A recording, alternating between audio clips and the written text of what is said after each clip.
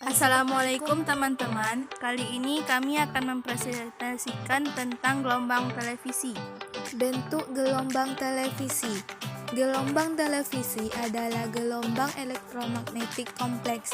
Penyiaran televisi biasanya disebarkan melalui gelombang radio VHF dan UHF dalam jalur frekuensi yang ditetapkan antara 300 MHz sampai 3 GHz. Untuk menangkap sinyal gelombang televisi diperlukan sebuah stasiun penghubung atau relay atau satelit sebagai stasiun penghubung jarak jauh. Karakteristik gelombang televisi. 1. Daerah frekuensi 4 kali 10 pangkat 7 Hz sampai 2 kali 10 pangkat 8 Hz. 2. Panjang gelombang 1,5 kali 10 pangkat 10 Hz Armstrong. 3. Dihasilkan oleh rangkaian alat elektronik atau rangkaian osilator RF. 4. Dapat menembus lapisan ionosfer dan daerah jangkauannya pendek sehingga memerlukan stasiun penghubung atau relay. 5. Amplitudo tetap, frekuensi perubahan. 6. Tidak mengalami gangguan api listrik di udara. Macam-macam gelombang televisi. Yang pertama, gelombang blanking yang berfungsi menghapus berkas elektron pada saat red rays pada proses scanning sebuah gambar. 2. Gelombang sinkronisasi vertikal dan horizontal yang berfungsi menyinkronkan proses scanning dalam arah vertikal dan horizontal. 3. Gelombang AM atau amplitudo modulation yang berfungsi membawa informasi gambar. 4.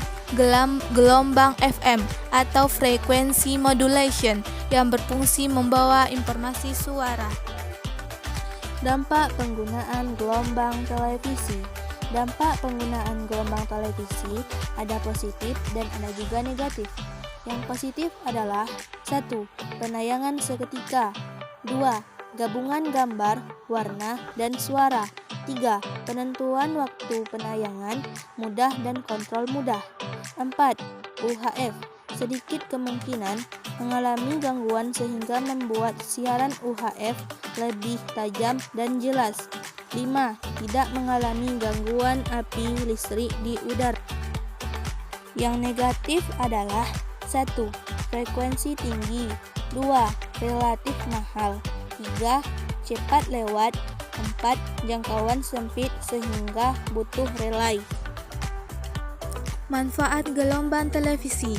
Gelombang televisi banyak digunakan terutama dalam bidang telekomunikasi.